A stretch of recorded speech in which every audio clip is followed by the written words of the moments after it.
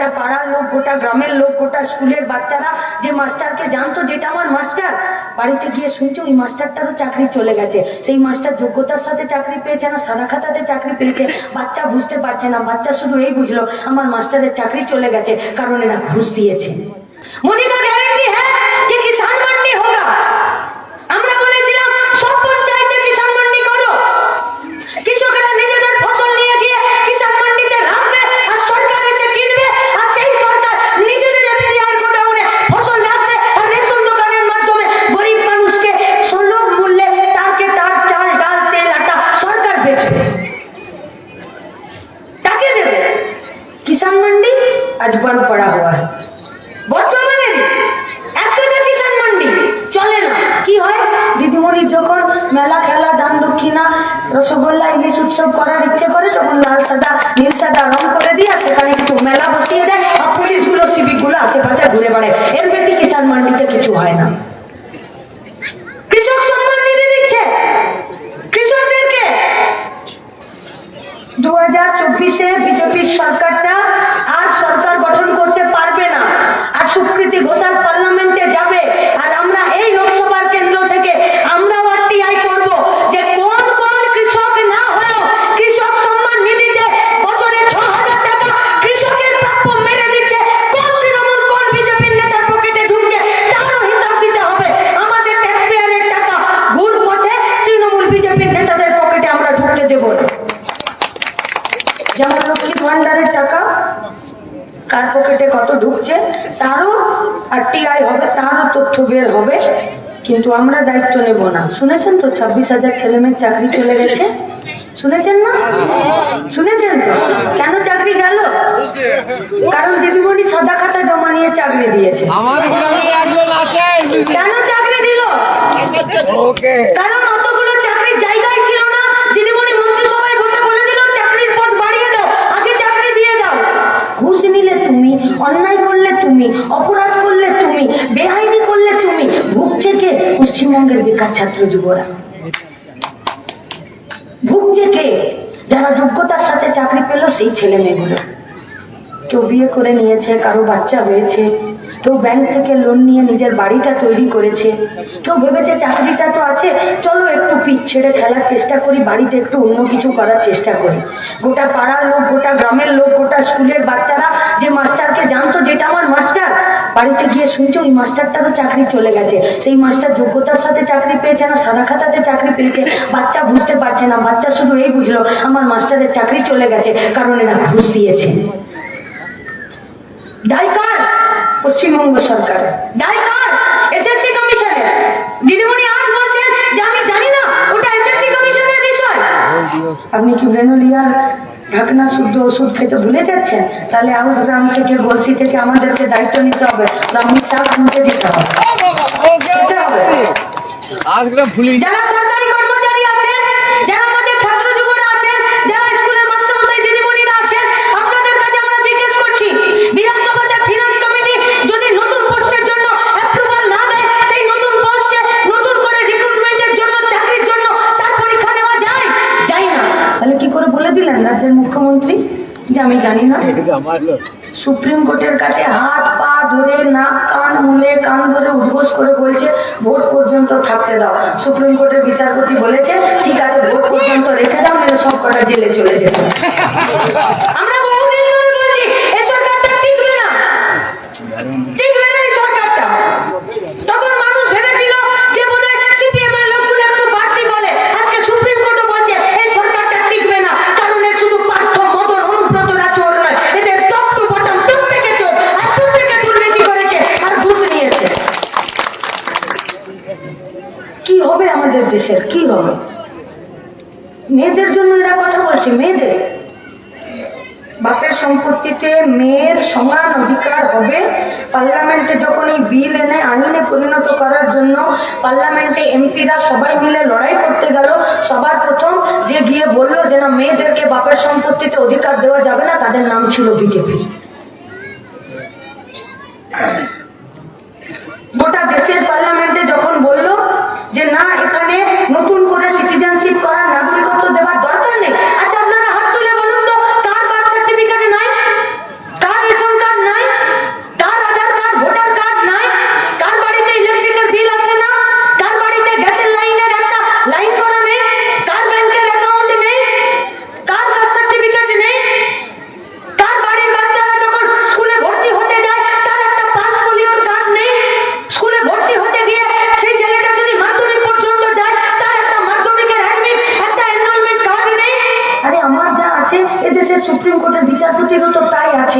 আমার যা আছে এই দেশের প্রধানমন্ত্রীরও তো তাই আছে, আমার যা আছে এই দেশের এই রাজ্যের মুখ্যমন্ত্রীরও তো তাই আছে। তাহলে কেন ভয় দেখাচ্ছেন এনআরসি সিএ? কেন? কারণ যে বেলুন নিয়ে বেরিয়েছিল মোদী আর অমিত শাহ, যে গোটা দেশে ফিরে বিজেপির সরকার আসবে, সেই বেলুনের গরমে লিক হয়ে গেছে, প্রতিদিন হাওয়া বেরোতে শুরু করেছে। তাই প্রতিদিন ভয় দেখাচ্ছে এনআরসি সিএ। और माथे पर हिजाब लगाकर ममता बनर्जी आज ये बोल रही है कि एनआरसी सीए है, আমি বুকের পাটা দিয়ে আগলে নেব। আরে তোমার বুকের পাটাতে খোদাই করে লেখা আছে তুমি 2004 সালে সবার প্রথম এনআরসি সিএ চেয়েছিলে। তোমার মুখে এই কথা মানায় না, মানায় না তোমার মুখে কথা। মেনে জন্য এই সরকারটা শুধুমাত্র আমার মায়ের ধর্মটা মুসলিম ছিল বলে আমার মায়ের পেটে যে বাচ্চাটা ছিল সেই বাচ্চাটাকে ত্রিশূলে করে ফুঁড়ে বের করে দিয়েছিল, তার নাম ছিল বিজেপি। শুধুমাত্র আমার মায়ের ধর্ম ছিল মুসলিম, তাই তার 8 বছরের একটা মেয়ের সামনে আমার পোয়াতি মাটাকে 11 জন মিলে রেপ করেছিল, সেই পার্টিটার নাম ছিল বিজেপি। সেই মাটা যাদেরকে রেপ করলো, বাচ্চাটাকে পাথরে আছড়ে ফেলে দিয়ে খুন করে দিল, সেই 11 জনকে জেলে ভরে দিয়েছিল। সেই 11 জনকে বললো যে না, এরা সব ভালো ছেলেপুলে হয়ে গেছে, এদেরকে বের করে দাও, এদের শাস্তি কমিয়ে দাও। সেই পার্টিটার নাম ছিল বিজেপি।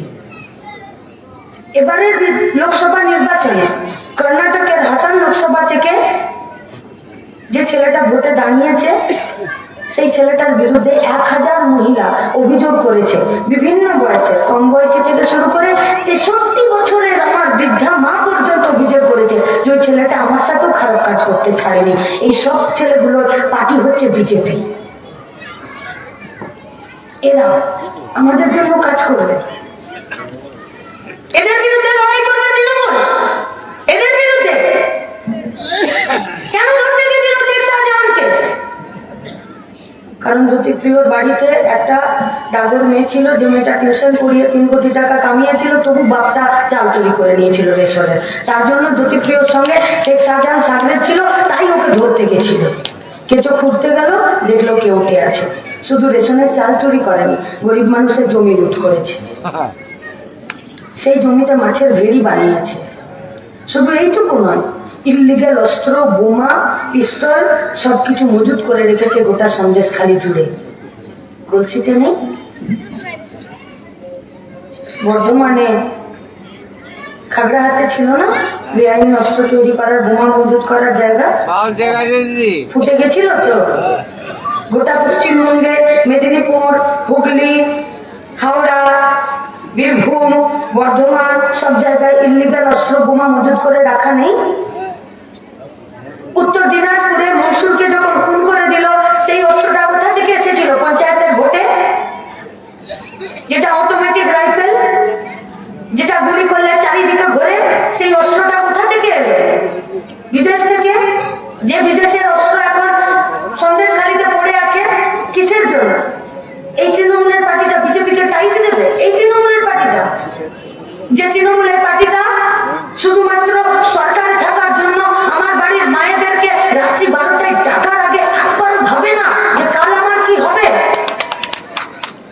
তাহলে পুলিশ কোথায় আছে?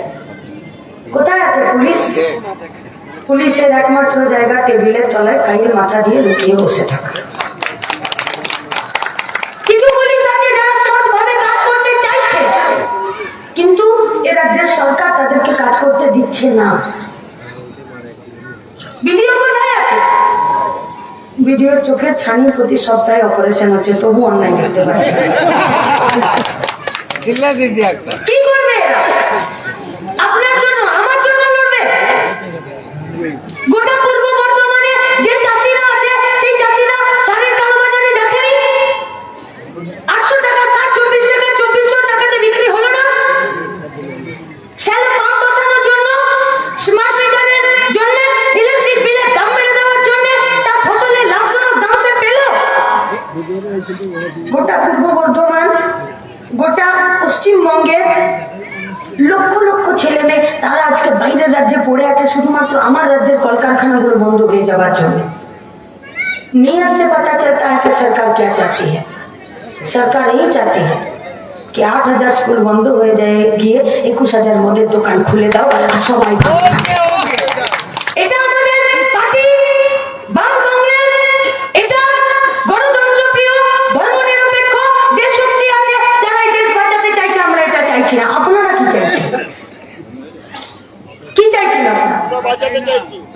যদি দেশ বাঁচাতে চান তাহলে আপনার কাছে একটাই চিহ্ন, কাস্তে হাতুড়ি তারা কমরেড সুকৃতি ঘোষাল। যদি দেশ বেচার দলে নামে লিখাতে চাইছেন, যেখানে খুশি চলে যান, আমাদের বলার কিছু নেই। কিন্তু কাল যখন বাড়ির দরজার সামনে নিজের জওয়ান ছেলে হাতে মদের বোতল আর এক হাতে যখন ডান নিয়ে দাঁড়াবে, তখন কিন্তু আপনি অন্য কাউকে ক্ষমা করতে পারুন বা না পারুন, নিজেকে ক্ষমা করতে পারবেন না। কারণ ভোটের দিন আপনি সঠিক সিদ্ধান্ত নিতে পারেননি আর সুকৃতি ঘোষালকে ভোট দিতে পারেন। সিদ্ধান্ত আপনাদের উপরে আছে। গোটা দেশের, গোটা রাজ্যের বেকার ছেলেমেয়েরা কোথায় যাবে? দেশের সরকার কলিয়ারি, কারখানা, রেল, স্কুল সব বন্ধ করেছে। রিসার্চের জন্য টাকা বরাদ্দ হবে না, স্বাস্থ্যের জন্য টাকা বরাদ্দ হবে না। 98,000 কোটি টাকা শুধুমাত্র 100 দিনের কাজে বরাদ্দ হতো। 21 সালে, 22 সালে 70, 23 সালে 63,000 কোটি টাকা। 100 দিনের কাজ টিকবে? তৃণমূল লুট করলো 100 দিনের কাজের টাকা। বিজেপি গোটা প্রকল্পটাকে বন্ধ করে দিতে চাইছে। দুজনের পলিসিতে কি আলাদা? কোন সময় বন্ধ করতে চাইছে? যখন কলকারখানা নতুন করে খুলছে না, যখন নতুন করে কাজ পাওয়ার কোনো ভূমিকা নেই, যখন নতুন করে একটা রোজগার পাওয়ার জন্য সব পথে মাথা উঁচু করে গায়ে গতর মেধা খাটিয়ে একটা জায়গা পেতে চায়, তার সব জায়গা যখন বন্ধ হচ্ছে, তখন গ্রামের 100 দিনের কাজ বন্ধ হয়ে যাচ্ছে। আমরা কি চাইছি? সুকৃতি ঘোষালের পার্টি কি চাইছে? স্যার শহীদুল হক, সৈয়দ হোসেন, আমাদের পার্টি কি চাইছে? আমাদের পার্টি চাইছে 100 দিনের কাজেরটা স্কিমটা আমরা ছিনিয়ে এনেছিলাম। 100 দিনের কাজটা যা রোজ ছিল সেটা যাতে 700 টাকা হয়, আর 100 দিনটা বেড়ে যাতে 200 দিন হয়। তৃণমূলও বলছে যে 100 দিনের কাজের টাকা আমি 400 টাকা করে দেবো। ও স্যাররা বসে আছেন, আমি তাও বলছি, চালাকি করে কখনো চালানো যায় না, কখনো চালানো যায় না।